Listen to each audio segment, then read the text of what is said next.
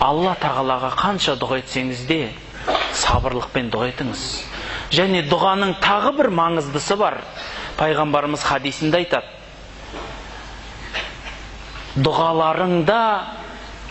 дұғаларыңда қысқа және ішіне көп нәрсе қамтылған дұға болсын дейді.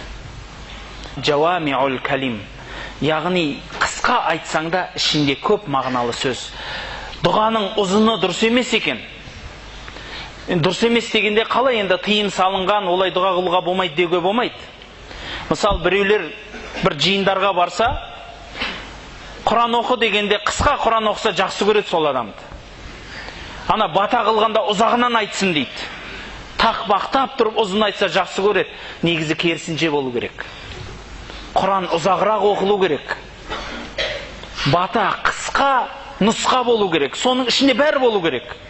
Өте қысқа және нұсқа болу керек. Мысалы қараңызшы, Алла тағала бізге үйретеді: Раббана атина фид дуния хасана ва фил ахирати хасана ва қина адабаннар. Раббым, маған дүниемде жақсылық бер, және ақыретімде жақсылық бер, және дозағыңнан сақта дейді. Болды. Ішінде бәрі бар ғой. Дүниедегі жақсылық деген не? Денсаулық, мол байлық, ақжаулық кете береді ішінде. Бәрі бар.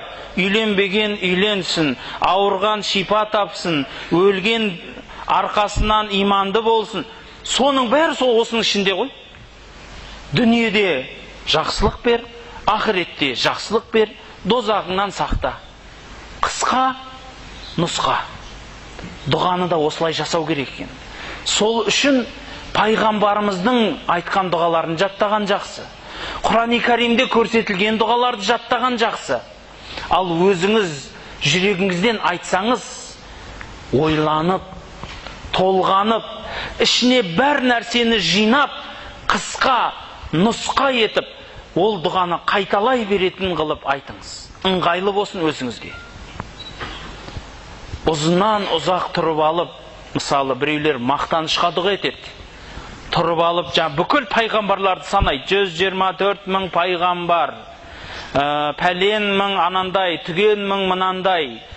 Бүкіл әкім, бүкіл барлық ауылдың әкімі, мектептің директорлер бәрі кетеді ананың ішінде. Өліп қалған нағашы, жиен, оның қоңсысының, туысқанының, нағашысының, жиенінің құдасы бәрін қосады.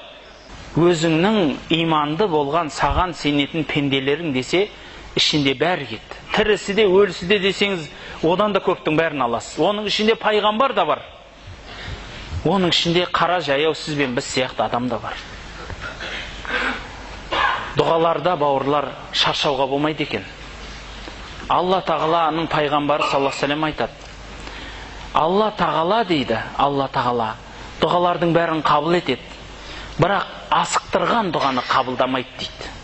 Сонда бір кісі сұрайды: Я Расулалла, қалай асықтырған дұға дегенде, мен сұрап жатырмын, бермей жатыр деген дұға дұрыс емес дейді. Көп адам сөйтеді, астамшылыққа кетеді. Мен сұрап жатырмын, әй бермей жатыр ғой дейді. Соны айтпай-ақ жүрегіңізден де өтсе ауыр болады. Лажы барынша біліңіз, сіз қолыңызды жайсаңыз, Алла міндетті түрде береді. Өйткені Алланың өзінің серті бар. Маған көтерілген алақанды мен бос қайтарудан ұяламын дейді. Аллаға көтерілген алақан бос қайтпайды. Пендесі ғана ақсақ болмаса.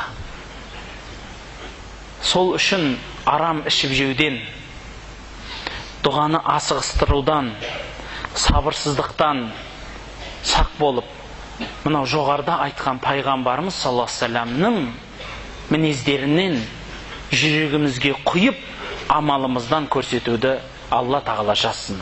Субханакаллахумма ва бихамдик, ашхаду ан ла илаха илля анта астағфирука ва атубу илайк.